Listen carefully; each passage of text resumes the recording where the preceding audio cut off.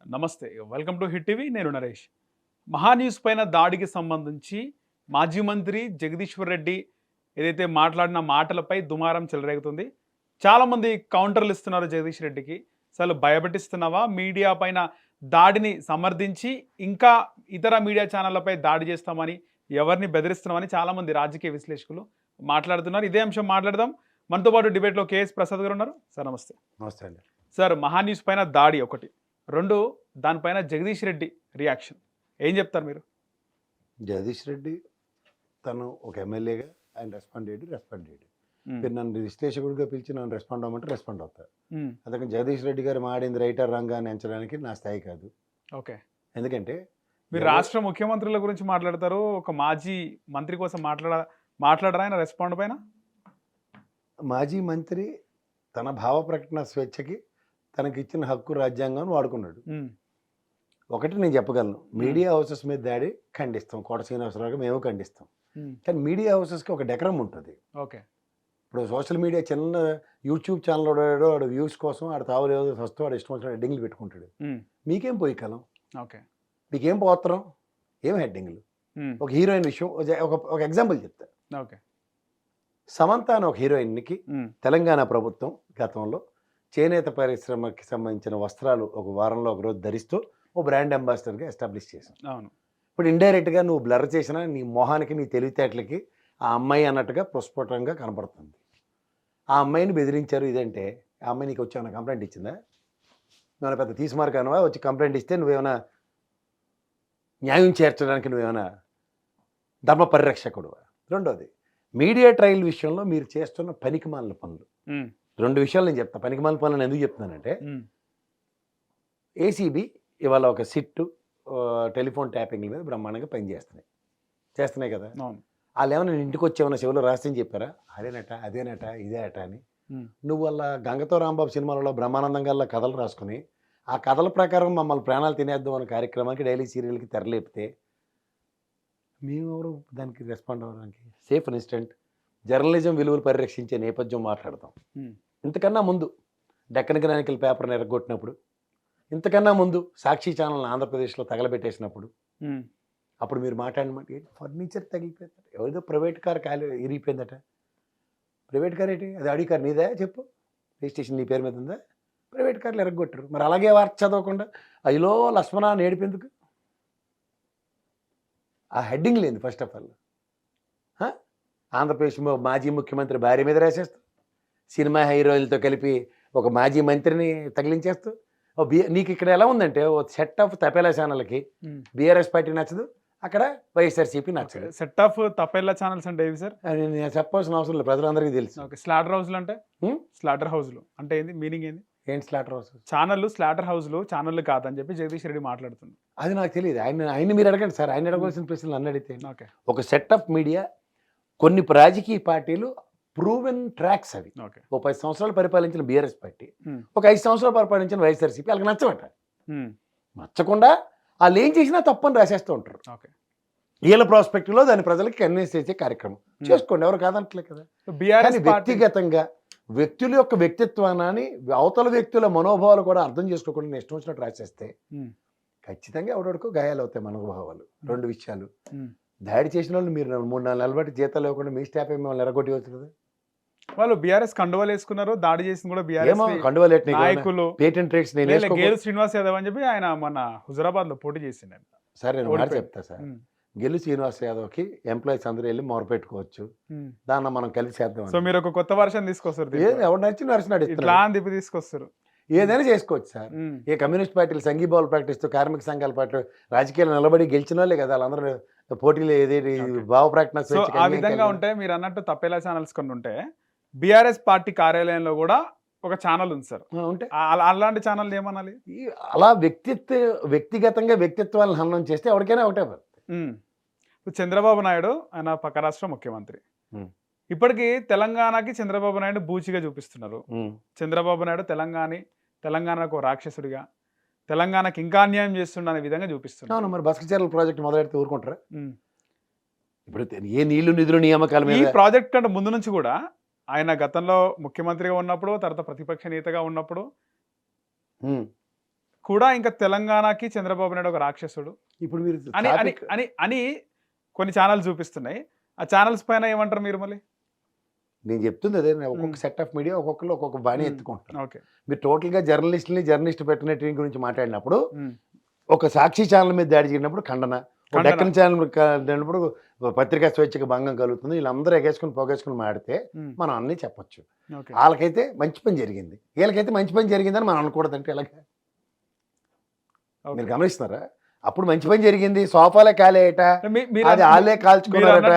సాక్షి అయితే one side paper కదా sir. ఇప్పుడు కొన్ని ఛానల్స్ ఉన్నాయి, అదే మీరు వేసేయండి. అంటే పార్టీ ఛానల్ ఇప్పుడు అలా కదండి, నేను మీ ఛానల్కి వస్తా. ఇప్పుడు ఒక పార్టీ అధినేత ఛానల్ కదా సార్ అది. ఓహో, వాస్తవానికి అవునా కదా? అంటే పార్టీ పార్టీ అధినేత ఛానల్ అవునా కదా? అయిపోయిందా? ఉమ్. ప్రశ్నించారు కదా ఆ ఛానల్ వాళ్ళకి, 20 నిమిషాలు ప్రశ్నిస్తే బిట్ కోసం ఆన్సర్ చేయడానికి నేను ఎప్పుడు రాను, ఖచ్చితంగా సమాధానం చెప్తా. చెప్పండి సార్. నాకు పత్రిక పెట్టుకునే హక్కు ఉందా లేదా? ఉంది. పెట్టుకున్నప్పుడు దానికి నేను పార్టీ అధ్యక్షుడిని అవ్వచ్చు, లేదా నాకు పార్టీ ఒకసారి అధికారంలో రావచ్చు. ఉమ్. నేను ఒక వార్తని వార్తగా కాకుండా ఒక ఉమ్. కాంట్రడిక్షన్ చేశాను అనుకో, ఉమ్. అప్పుడు నువ్వు క్వశ్చన్ నుంచి నేను సమాధానం చెప్తా. వార్త కాదు, కంపారిజన్స్ మాట్లాడదాం. బడ్జెట్ సమావేశాల్లో 6,40,000 కోట్లు ఎగ్జాంపుల్ చెప్తున్నా. ఉమ్. అప్పుంటే ఈ తెపాల ఛానల్లో ఈ పొగడి పేపర్లలో 10 లక్షలు రాశారు కాబట్టి నేను అదే రాయాలంటే ఏదైనా చూచికాపియా? చిన్నప్పుడు టీచర్ అమ్మ ఇచ్చిన 2x2 10 సార్లు రాసిరా ఎక్కనంటే చూచికాపి రాయడానికి పత్రికలు పెట్టుకుంటారు అందరూ. ఉమ్. ఎవడి జర్నలిజం వార్త వాడు వచ్చినప్పుడు ప్రజలు గ్రహిస్తారు ఇది నిజమా అబద్ధమా అని. ఉమ్. గ్రహిస్తారు అంతేగాని- సార్, వాస్తవమే. ఆ? ప్రజలు గ్రహిస్తారు. గ్రహించుకుంటే ఎవరెవరికి ఉంటారు, ఎవరిదే పేపర్ అని కూడా ఎవరిది ఏ గ్రహిస్తారు. పేపర్ అంతా కూడా ప్రజలు గ్రహిస్తారు. మీరు చెప్పినట్టు అది కరపత్రం కాదో కూడా చెప్తారు. ఉమ్. అసలు ఈ పేపర్ పెట్టమని ఈడేదికి ఎంత రెచ్చిపోతున్నాను కూడా గ్రహిస్తారు. రైట్. ఇప్పుడు మీరు చంద్రబాబు నాయుడు గారి పేరు పెట్టకపోయినా, చంద్రబాబు నాయుడు గారి పేపర్ పెట్టకపోయినా సరే, వీళ్ళెందుకు ఎంత ఎగేసుకుని పొగేసుకుని ఎంత నలిగిపోతున్నారని కూడా గ్రహిస్తారు. జగదీష్ రెడ్డి విషయానికి వస్తే ఆయన వ్యాఖ్యలు ఏ విధంగా ఉన్నాయంటారు? ఆయన ఇంకా దాడులు చేస్తాం, ఇంకా 2 ఛానల్స్ ఉన్నాయి, చంద్రబాబు రేవంత్ రెడ్డి ముసుగులో దాచుకున్నా వాళ్ళ వెనకాల దాచుకున్నా బయటికి లాగి ఇప్పుడు తంతం. మా తెలంగాణ రాష్ట్ర గౌరవ ముఖ్యమంత్రి గారు ఉమ్. ఇదే కొన్ని ఛానళ్ళ విషయంలో ఆయన మాట్లాడిన మాట, ఏది అడ్డమైన రాతలు అడ్డమైన వార్తలు రాస్తే ఉమ్. పండబెట్టి నారతీస్తానని చెప్పాడు ఆయన. అవును. అన్నాడా లేదా? ఉమ్. మరి ఆయనకు ఒక్కరికి హక్కు ఉన్నప్పుడు ప్రజాస్వామ్యంలో ఆయన ఈయనలాగే ఎన్నుకోబడిన ఎమ్మెల్యే, ఉమ్. అలాగే సెట్ ఆఫ్ పీపుల్ ఎన్నుకుంటే ముఖ్యమంత్రి అయ్యే ఛాన్సెస్ కూడా ఉన్న ఎమ్మెల్యేలు ఎవరైనా. ఉమ్. అలా రేవంత్ రెడ్డి గారికి సువర్ణ అవకాశం వచ్చింది, ముఖ్యమంత్రి అయ్యారు. ఆయన మాట్లాడినప్పుడు చెల్లుబాటు అవుద్ది, ఈయన మాట్లాడినప్పుడు చెల్లుబాటు అవ్వలేదంటే ఎలాగా? అప్పుడు కూడా ఇలాంటి డిబేట్లు చేసినాం కదా సార్. చేస్తే అప్పుడు ఇలాగే ఖండించాం. మేము కోట శ్రీనివాసరావు ఖండిస్తాం ఉమ్. ఆ మాట అనడం. అలా కాదు, ఓకే. వీళ్ళు చాలా మంచి వాళ్ళు, ఉమ్. అచ్చాని పచ్చపోసలీళ్ళు బ్రహ్మాండమైన రాతలు రాస్తుంటే మాకే నోరు తిరక్క అలా మాట్లాడుతున్నాం అని చెప్పాలా? ఓకే. మరి అంత ధైర్య సాహసంలో ఉన్నాడు, టటటటక అన్నీ అవి ఎందుకు డిలీట్ చేసేసాడు? మరి అంత జర్నలిజం విలువలు విశ్వసనీయత ఉన్నప్పుడు ఆ భారతం మీద ఎట్టిన అడ్డింగ్లు, కేటీఆర్ మీద ఎట్టిన అడ్డింగ్లు ఇవన్నీ టక డిలీట్ ఎందుకు అయిపోయి? మరి అంత నిజమైన వార్త అయితే కట్టుబడిపోయి ఉండాలి కదా. జనాలు గమనిస్తారు కదా సార్, మరి గమనిస్తే ఎందుకు జరిగింది దాడి అని. ఆహా, ఓహో ఇందుకు జరిగిందని గారి అయినా, అందుకే అలా సినిమాలు చూడమంటారు. ఉమ్. ఇలా కొడితే అలాగ వస్తాయి గూగుల్ నుంచి అని. ఫైనల్ గా ఏం చెప్తారు సార్ మహా న్యూస్ పైన దాడికి సంబంధించి? ఏం చెప్తారు? ఏదైనా ఉమ్. జర్నలిజం విలువల్ని పరిరక్షిస్తూ కుమ్ముకేయడం మాత్రం పక్కన పెట్టి ఉమ్. కాసేపు వార్తని వార్తగా విశ్లేషిస్తే ఉమ్. ఎవరికి అప్రహెన్షన్స్ ఉండవు. అప్పుడు ఖచ్చితంగా మాలాటోడు స్వచ్ఛతంగా బయటకు వచ్చి తప్పు జరిగిందనే చెప్తాం. తప్పుని కప్పిపుచ్చుకోవడానికి తప్పు జరిగినట్టుగా పోర్ట్రేట్ చేస్తే మాత్రం నాతో కాదు. ఉమ్. తప్పు నేను ఎవడు చేయమన్నాడు? ఫస్ట్ నేను నిన్ను భావావేశానికి గురి చేసే హక్కు నాకు ఉందా? లేనప్పుడు ఎందుకు నువ్వు ప్రవర్తిస్తున్నావు? బార్బోర్డర్ ఇచ్చిన రాజ్యాంగం హక్కుల్లో నీకే హక్కులునే, వాళ్ళకే అదే హక్కు ఉన్నాయి. ఓకే. నీకు మహాయితో మీడియా దీంట్లోనే కాదు, జగదీష్ రెడ్డి మాట్లాడిన రీసెంట్ 2-3 ప్రెస్ మీట్లో కూడా టార్గెట్ చంద్రబాబుగా మాట్లాడినాడు. నిన్న కూడా చంద్రబాబు నాయుడు గురించి మాట్లాడినాడు. ఎందుకు సార్, ఎందుకు ఆ విధంగా మాట్లాడుతున్నారు అంటారు? ఒక సైడ్ వన్ సైడ్ భజనే జరుగుతుంది. ఉమ్. దానికి ఖచ్చితంగా ఆ భజనకి కూడా రేవంత్ రెడ్డి గారిని అడ్డు పెట్టేసుకుంటారు. ఆయన పాప ఆ మాట అనడం కూడా లేకుండా కూడా రేవంత్ రెడ్డి గారిని they have taken as granted. అది చాలా బాధాకరమైన విషయం. ఎందుకంటే ఆయన తెలంగాణ రాష్ట్ర గౌరవ ముఖ్యమంత్రి. ఆయన బసకచర్ల విషయంలో ఆయన ఏ విధంగా ఉన్నారో, ఉత్తమ్ కుమార్ రెడ్డి గారు ఏ విధంగా ప్రదర్శిస్తున్నారో ఢిల్లీ వేదికగా వాళ్ళు కానీ ఇస్తున్నారు. చంద్రబాబు నాయుడు తెలంగాణకు అన్యాయం చేస్తుండు, రేవంత్ రెడ్డితో మంచిగుండు అన్ని ఏపీకి తరలించుకుపోతున్నాడు అంటే, ఇవి ఏదైతే బనకచెర్ల ఉందో ఏపీకి వ్యతిరేకంగానే వచ్చింది కదా సార్, కేంద్రం వ్యతిరేకంగా కదా. నేను అదే చెప్తున్నాను. ఇప్పుడు ఆ విధంగా చేయాలనుకుంటే రేవంత్ రెడ్డికి ఏదో చెప్పి చంద్రబాబు నాయుడు గెలిచే అవకాశం ఉంటది కదా. జరగని పని అది. నేను చెప్తుంది అదే సార్. ఇవాళ గౌరవ ముఖ్యమంత్రి రేవంత్ రెడ్డి తెలంగాణ రాష్ట్రం, ఇవాళ బసకచెర్ల ప్రాజెక్టు విషయంలో ఆయన చేసిన కన్సెన్సస్ లేకుండా ఆయన కన్సెన్సస్ పరిగణలో తీసుకోకపోతే కేంద్ర ప్రభుత్వం ఫైల్ రిజెక్ట్ చేయదు కదా. బ్రిజేష్ ట్రిబ్యునల్ తీర్పులు తెలుసు, ఎపెక్స్ బాడీలో తెలంగాణ రాష్ట్రానికి ఆంధ్రప్రదేశ్ రాష్ట్రానికి నీటి నిష్పత్తులు ఏ విధంగా ఇప్పటికీ చట్టంలో ఉన్న విషయం కూడా ప్రజలందరికీ తెలుసు కదా. దీంట్లో మీరు చెప్పే కాన్సెప్ట్లో ఇటుపక్క ఏంటంటే యాజ్ ఇఫ్ అన్నట్టు రేవంత్ రెడ్డి గారు ఎట్టి పరిస్థితుల్లో చంద్రబాబు నాయుడు గారికి ఈల్డ్ అవుతారన్నట్టు పిక్చరేషన్ వీళ్ళే ఇస్తుంటే ఎందుకు ఊరుకోవాలి మనం? సో బనకచర్ల విషయంలో ఏపీని తిరస్కరించింది కేంద్రం. ఒకవేళ నిజంగా చంద్రబాబు నాయుడు కూటమిలో కీలక నాయకుడిగా ఉన్నాడు, అలాంటి వ్యక్తి కీలకంగా డమ్మీగా ఉన్నారు. ఎందుకున్నారు సార్ డమ్మీ? ఖచ్చితంగా చెప్తా. ఇప్పుడు ఇదే బడ్జెట్ విషయంలో అన్నిటిలో కూడా మీరు నన్ను అడిగారు, సమానం ఓపిక పట్టాల. 21 స్థానాల దగ్గర ఆంధ్రప్రదేశ్ రాష్ట్రం నుంచి శాసించే స్థాయిలో ఉన్నాడు ఆయన. ఈ నేపథ్య కేంద్ర ప్రభుత్వానికే దిక్కులే. పోలవరం వరప్రదాయని మనకి బౌలార్థ సాధక ప్రాజెక్టు, దీనికి దిక్కులే. కానీ బసకచర్ల ప్రాజెక్టుకి 1,00,000 కోట్లు దగ్గర డిపిఆర్ ఇస్తే ఏ విధంగా ఇచ్చారు ఆయన ఒకసారి చెప్పండి. ప్రతిసారి సైబరాబాద్ నిర్మాణం నాదే, నదుల అనుసంధానం నేనే, గోల్డెన్ ట్రయాంగిల్ వాజ్పేయి గారి రాయల్లో నేనే, అన్ని నేనే చెప్పిన ఆయన ఈ బసకచర్ల ప్రాజెక్ట్ రిపోర్ట్ని కనీసం యాక్సెప్ట్ చేయించుకోలేకపోయాడా? ఇంకే విధంగా నదులు అనుసంధానించబడతాయి? మహా అయితే గంగా గోదావరి కృష్ణా నదులు వాటర్ని హైదరాబాద్ తరలించిన కార్యక్రమం, బృహత్తర కార్యక్రమం, సంవత్సరాల తరబడి ఏదో రాజశేఖర రెడ్డి గారి ధర్మం అని ఒక పట్టి నీళ్ళు బొక్క నీళ్ళు అందరికీ దొరికే తప్ప తర్వాత కేసీఆర్ గారు దాన్ని కంటిన్యూ చేయబట్టి ఇప్పుడు ఏం పరిస్థితి ఉందో చూడండి సార్. బనకచర్ల ప్రాజెక్టులో బనకచర్లకు సంబంధించి కేంద్ర మాజీసులు ఏపీకి ఉంటేనేమో తెలంగాణకి అన్యాయం చేసిండు, తెలంగాణకి రాక్షసుడు చంద్రబాబు అంటారు. ఇప్పుడు మీరేమంటున్నారు? బనకచర్ల తెచ్చుకోలేకపోయినాడు, అదే సత్తా లేదు అని చెప్పి మీరు అంటున్నారు. ఒకవేళ అనుమతి ఇస్తే తెలంగాణకు అన్యాయం చేసినట్టేనా సార్? ఇదే జగదీష్ రెడ్డి మాట్లాడుతున్న మాటలు రేవంత్ రెడ్డి చంద్రబాబుకు ఒత్తాసు పలికినట్టేనా? ఇప్పుడు మనకి మొదటిదానికి దిక్కులేట కడదానికి కళ్యాణం అన్నట్టు. మనం 2014లో రాష్ట్ర విభజించిన ఏ నీళ్లు నిధులు నియామకాలతో మనం విభజించబడ్డామో ఆ రోజు ఒక ముఖస్థుతి కోసం ఇచ్చిన నీటి ఒప్పందం తెలుసు కదా మీకు. అది తర్వాత ఈ రోజు దాకా ఇది 11 ఏళ్ళు అయిందా? ఈ సంవత్సరంతో కలిపి 11 ఏళ్ళు అయింది రాష్ట్ర విభజించబడి. మనకి ప్రాబ్లం సాల్వ్ చేశారా చెప్పండి సార్? నీటి నిష్పత్తి ఇదంతా తేల్చారా? అలాగే పోతిరెడ్డిపాడు హెడ్ రెగ్యులేటర్ నుంచి ఆ తూముల నుంచి పట్టుకెళ్ళవలసిందే కదా Krishna Reddy water. As per Brijesh tribunal 800 అడుగుల పై చిలుకున్న ఎక్సెస్ వాటర్ని, అది కూడా వరద ఎక్సెస్ వాటర్ని తరలించమన్నారు. ఇందులో ఈ బనకచర్ల ప్రాజెక్టులో ఈ ఎక్సెస్ ప్రాజెక్ట్ నీళ్ళు తరలించడానికి దిక్కుదేమనం లేకపోతే ఈ బనకచర్ల ప్రాజెక్టులుగా కృష్ణా వాటర్ని ఎక్కడి నుంచి ఎటు తీసుకెళ్ళిపోతారు? లాజికల్ థింకింగ్ మాట్లాడదాం, ప్రజలకు అర్థం అవ్వాలి ఈ విషయాల్లో. మొదటిదానికి దిక్కు లేక కడదానికి కళ్యాణం అన్నట్టు యువతలు ఈ పోలవరం జాతీయ హోదా కలిగిన దానికి దిక్కు లేదు వాళ్ళకి.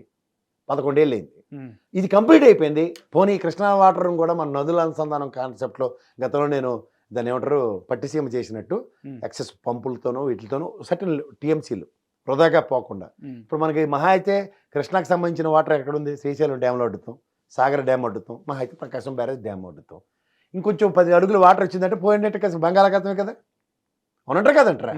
ఇది జరుగుతుంది దగ్గర ఒక ప్రణాళికాబద్ధంగా ఏదైనా ఉందా? ఆ ప్రణాళికాబద్ధంగా లేకుండా అట్లీస్ట్ రాయలసీమ ఎత్తిపోతల పథకం నింపే కార్యక్రమంకే దిక్కులే. దాని పూడికలు తీయరు. అది 139 టీఎంసీలు ఉంటుంది. నేను ఇవాళ ఛాలెంజ్ చేసి చెప్తున్నా, బ్రిజేష్ ట్రిబ్యునల్ ప్రకారం మొన్న వచ్చిన తుఫాన్ లాంటిదే వచ్చిన 139 టీఎంసీలు దాంట్లో నిలబెట్టలేం. ఎందుకు సార్ కొత్త పదాలు, కొత్త విన్యాసాలు, హడావిడి కార్యక్రమాలు, టైం వేస్ట్, 2 రాష్ట్రాల మధ్యన అనిశ్చితి. హిట్ టీవీ యాప్, ఇందులో short news, live news, entertainment shows, movies, digital magazines తో పాటు మీ జిల్లా వార్తలను కూడా ఫ్రీగా చూడొచ్చు. ఇంకెందుకు ఆలస్యం?